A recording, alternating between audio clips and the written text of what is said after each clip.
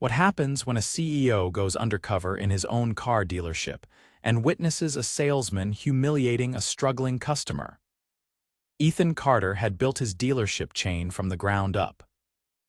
What started as a single lot had grown into a network of 12 locations across the state. But lately, customer complaints had been piling up: rude staff, unfair pricing, and a culture that seemed to prioritize profits over people. Ethan hated it. He'd worked too hard for his business to turn into just another soulless dealership. His executives assured him everything was fine. Minor issues, they said. Nothing to worry about.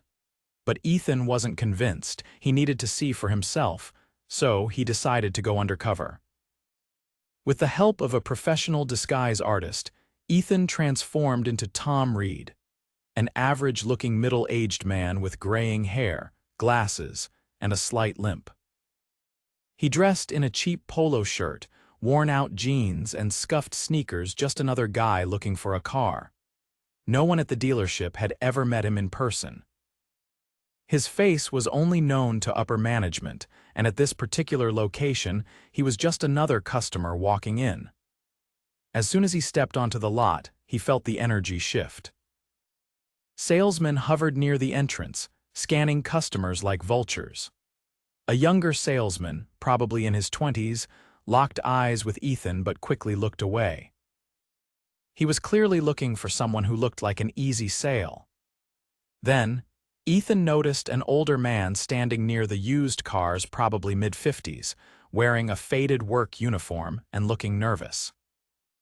His hands fidgeted at his sides. A salesman approached him, tall, confident, and with the kind of smirk that screamed arrogance. His name tag read Chad. Ethan casually wandered closer, pretending to browse but listening in. "Looking for something cheap, huh?" Chad said, his voice dripping with condescension. The older man nodded. "Yeah, I just need something reliable. My car broke down and I need it to get to work. I don't have much to spend," but Chad laughed. "Oh man, you came to the wrong place if you're looking for cheap.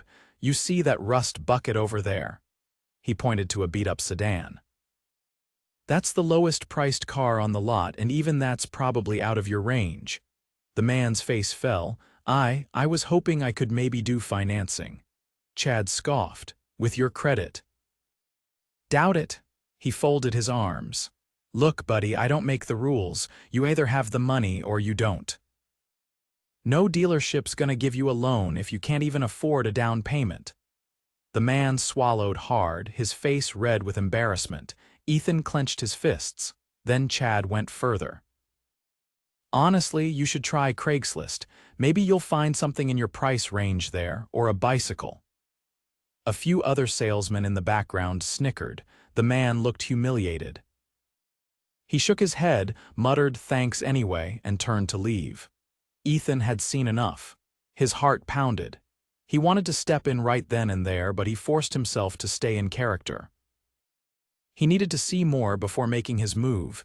Instead, he followed the man outside. "Sir," Ethan called, jogging up beside him. "Hey, I couldn't help but over here." "I'm actually looking for a car too, but that was out of line. Are you okay?" The man sighed, rubbing his temple. "It's fine, I should have known. Dealerships see guys like me and don't even bother." Ethan shook his head. "That's not how it should be." The man hesitated before speaking again. "I lost my wife last year, cancer. Medical bills wiped me out. My car lasted as long as it could, but now it's done. I work construction. If I can't get to the site, I don't get paid." He forced a weak smile. "Guess I'll figure something out." Ethan's stomach twisted. This wasn't just a bad salesman, this was a culture problem. His dealership was failing people like this man, people who just needed a break. "Look," Ethan said, "let me see what I can do. I know a guy who helps people find decent used cars at fair prices." "No scams." The man gave him a skeptical look. "That's kind of you, but I don't think anyone's gonna help me out of charity." Ethan smiled. "It's not charity. It's the right thing to do." The man hesitated, then nodded. All right, if you think you can help. Ethan pulled out his phone. What's your name? Mike. Ethan saved the contact. I'll be in touch, Mike. Mike shook his hand and walked off. Ethan turned back toward the dealership, his jaw tight. He had a lot more to see, but one thing was already clear: things were about to change. Ethan stepped back onto the lot, his mind racing. He had come undercover to get a glimpse of how his dealership was really being run, and he'd already seen enough to know things were worse than he'd imagined. But he needed to understand the full extent of the problem before making his move. He wandered toward the showroom, keeping his disguise intact. Inside, the glossy floors reflected the overhead lights, and the scent of fresh leather filled the air.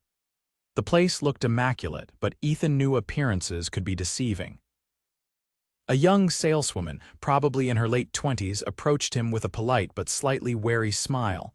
Her name tag read Lena. "Hi there, welcome in," she said in a professional tone. "Looking for anything in particular today?" Ethan played his role.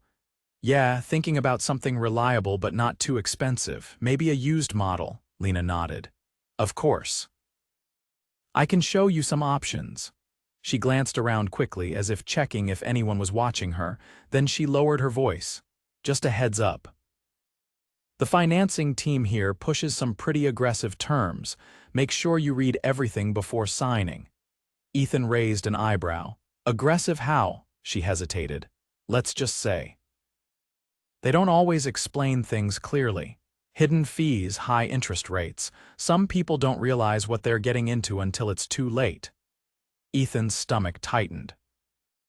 He had built this company to be honest and fair, but if what Lena was saying was true, then his own employees were misleading customers for profit. Before he could ask more, a sharp voice cut through the air. "Lena, what are you doing?" A man in his 40s approached. His suit was crisp, his expression sharp. His name tag read Rick Sales Manager. Lena straightened immediately. "Just helping a customer, Rick." Rick barely glanced at Ethan before fixing Lena with a cold stare. "If you have time to chat, you have time to close deals. Move it." Lena clenched her jaw but gave Ethan an apologetic look before walking away. Rick turned to him, his demeanor shifting instantly to something more polished. "Sorry about that. She's still learning how things work." "Now what can I help you with?" Ethan forced a casual smile. "Just looking for something affordable," Rick nodded. "We've got plenty of options, and don't worry about the price. We'll make the numbers work."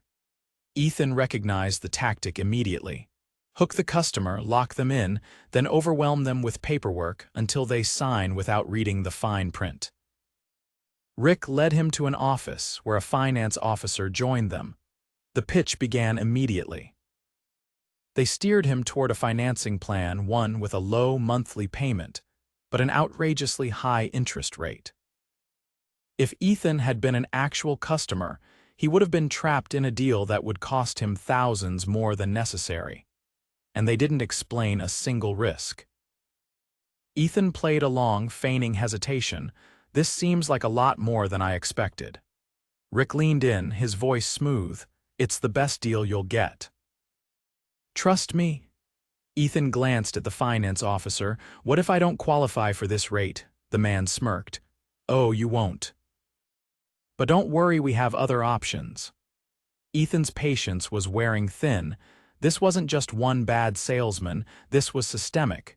They were trained to do this. Just then, a commotion outside caught his attention. A woman was arguing with Chad, the same arrogant salesman from before. "I was promised a fair deal," she snapped, her voice shaking. "Now you're telling me my payments are $200 higher than I agreed to," Chad shrugged. "Ma'am, you signed the paperwork, it's all in there. You rushed me through it. You didn't explain any of this." "That's not my problem," Chad smirked. "If you can't afford it, maybe next time read the contract before you sign." The woman's hands trembled with frustration.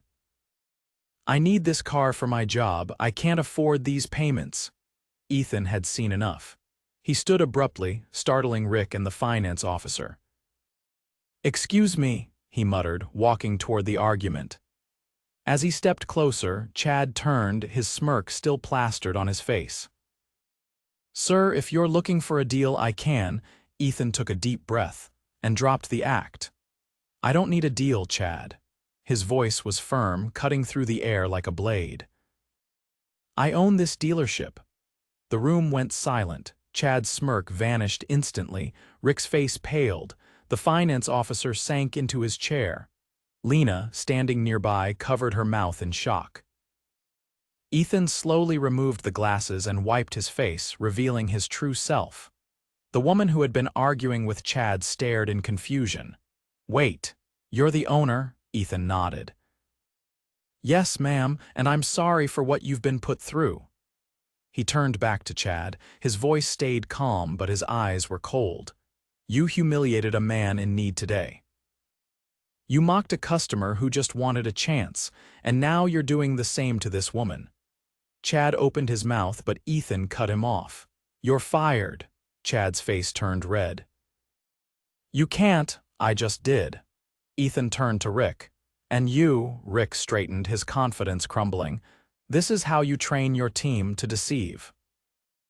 To push people into financial traps," Rick stammered. I was just following the company model." Ethan's voice dropped to a dangerous calm. "No, you were following a culture of greed.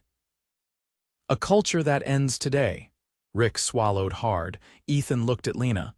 "You tried to warn me, you told me the truth, I appreciate that." Lena hesitated. I just didn't want to see people get taken advantage of." Ethan nodded. "That's the kind of integrity this place needs." He turned back to the room. "Things are changing. Effective immediately."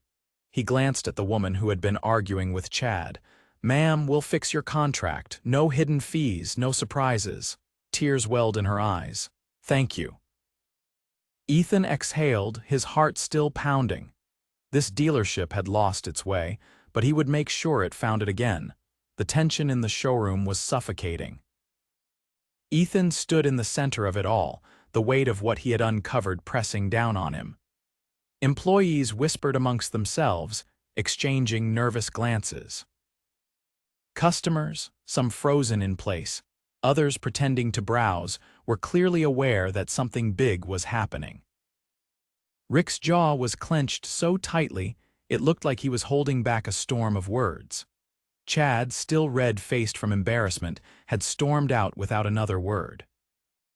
The finance officer shifted uncomfortably in his chair, clearly hoping to avoid the same fate. Ethan turned to the employees watching from the sidelines. "Anyone else have something to say?" His voice was steady, but there was no mistaking the edge to it. "If you've been misleading customers, pushing them into bad deals, now's the time to come clean." Silence. No one wanted to be the next Chad. Ethan exhaled sharply. "Fine. Then let me make something clear. This place isn't going to operate like this anymore. No more deception. No more aggressive sales tactics. No more treating people like they're just numbers on a spreadsheet." Rick finally found his voice. "Ethan," he stopped himself, corrected, "Mr. Carter, I understand you're upset, but this is how dealerships work. If we don't push financing, we lose money. If we don't close deals aggressively, customers walk. That's just the business." Ethan's gaze hardened. "No, that's how bad dealerships work. And if that's what you believe in, then you're not the right person to be running this floor." Rick's face drained of color. "You're firing me." "You trained this team," Ethan said, his voice unwavering. "You let this culture take root. You let it thrive. You didn't just allow it, you encouraged it." He paused, then added, "Yes, I'm firing you." Rick opened his mouth, then closed it. He knew there was no saving himself. Without another word, he turned and walked toward his office, probably to collect whatever was his before leaving for good. The silence stretched. Ethan turned back to the employees still watching. "For those of you who believe in doing things the right way, you've got nothing to worry about." But for anyone who thinks what happened today was unfair, he let his eyes scan the faces in front of him. You can leave now. No one moved. Lena, standing near the entrance, cleared her throat. Sir, Ethan shifted his focus to her. Go ahead. She hesitated only for a second before speaking, her voice careful but firm. If we're changing things, what does that actually mean? I mean, besides just getting rid of the bad managers. Ethan appreciated the question. He took a slow breath before answering. It means customers will get fair financing options. It means we don't pressure them into deals that will hurt them in the long run. It means we stop treating people like walking commission checks and start treating them like human beings. Lena nodded. A few others murmured in agreement. Ethan continued, and it also means employees who do the right thing will be rewarded, not punished for being honest. Lena's lips parted slightly in surprise. Ethan knew what she was thinking. She had been walking on eggshells, probably afraid that speaking up would cost her job. He wasn't going to let that happen. He turned toward the finance officer. What's your name? The man straightened. Kevin, Ethan studied him. Kevin, I saw how you handled that deal earlier. You knew I wasn't going to qualify for that rate, but you let Rick push it anyway. How often does that happen? Kevin hesitated, glancing around as if debating whether to answer truthfully. Ethan folded his arms.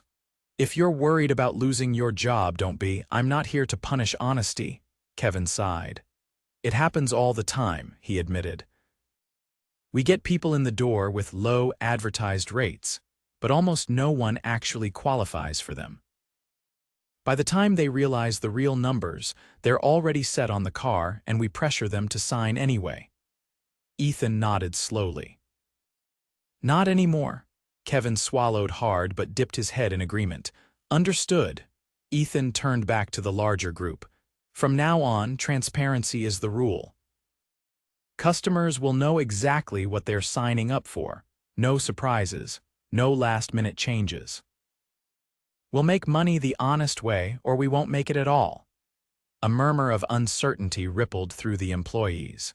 Ethan could see it in their faces. Some were relieved, others were skeptical. Years of working under Rick's leadership had trained them to believe that deception was the only way to succeed in this business. He needed to prove them wrong. His mind went back to Mike, the man Chad had humiliated earlier. Ethan pulled out his phone and dialed. Hello, Mike's voice was cautious. Mike, it's Ethan Carter. He let that sink in for a second before adding, the owner of the dealership, a long pause. Wait, what? Ethan smiled slightly. Yeah.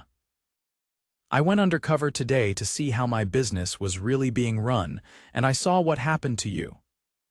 Mike didn't respond right away. When he finally spoke, his voice was tight. I don't know what you want me to say. I want you to come back, Ethan said simply, and I want to make things right. Another pause, you mean? Actually sell me a car instead of laughing me off the lot. Yes, at a fair price, with financing that works for you. Mike let out a breath. I don't know what to say. Just come back, Ethan said. That's all. There was another long silence. Then, finally, Mike said, all right. I'll be there soon.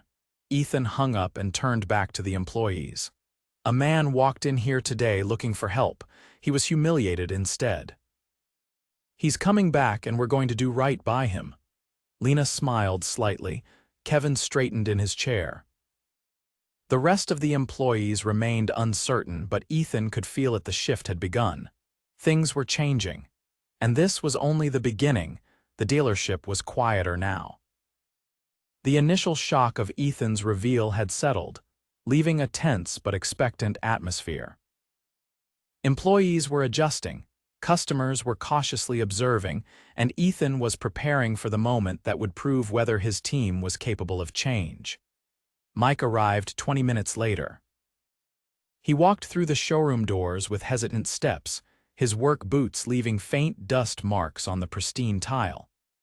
His eyes darted around, clearly expecting another round of humiliation.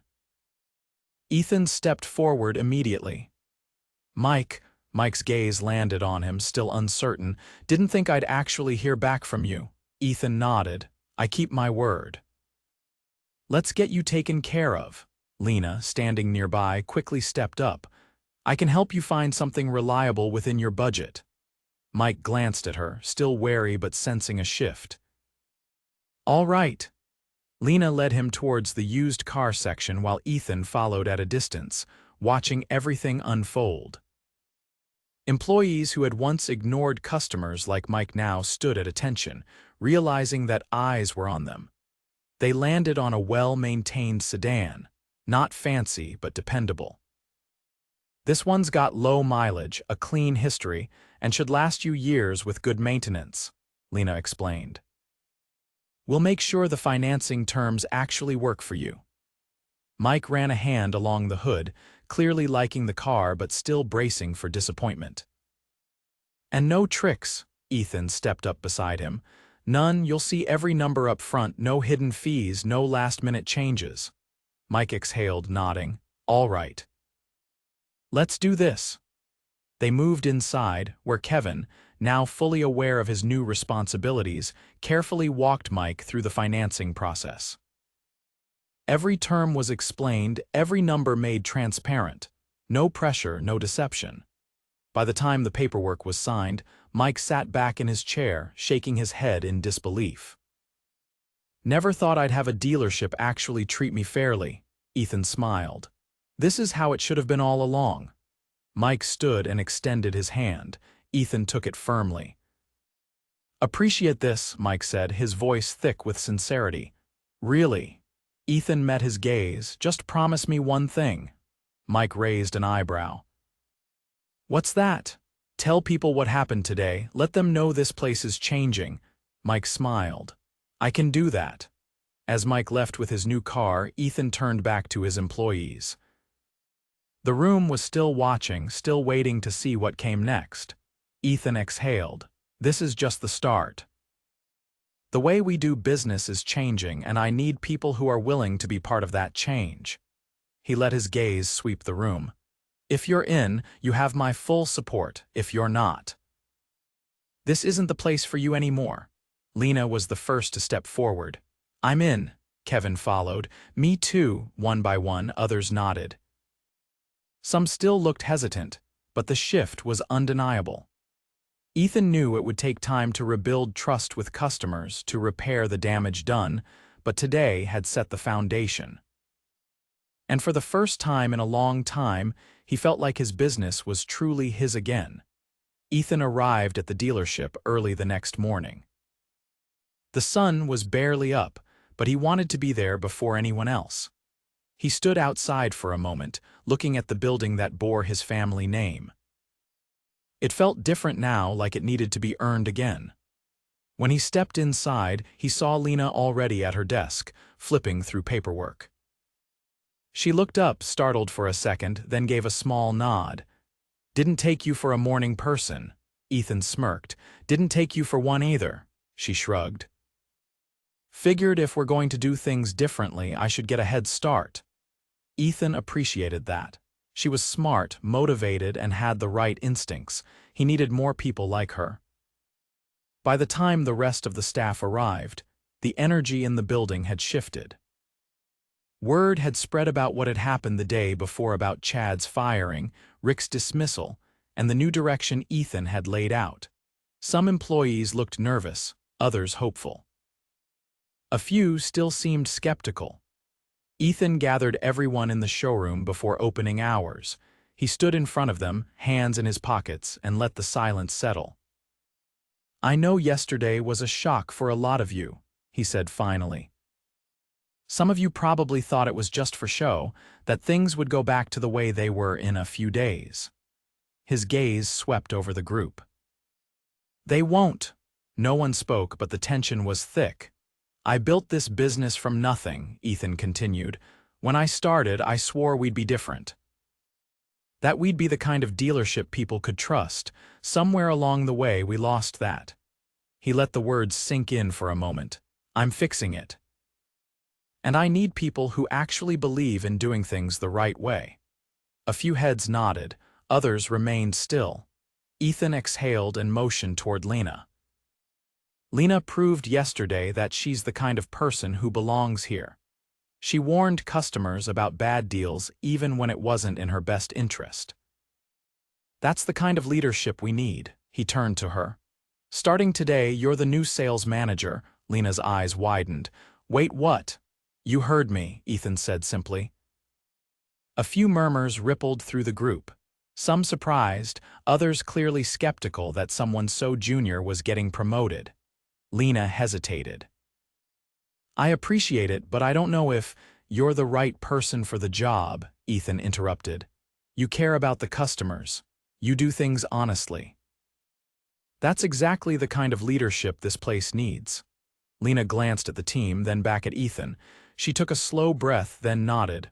All right, I won't let you down. Ethan smiled.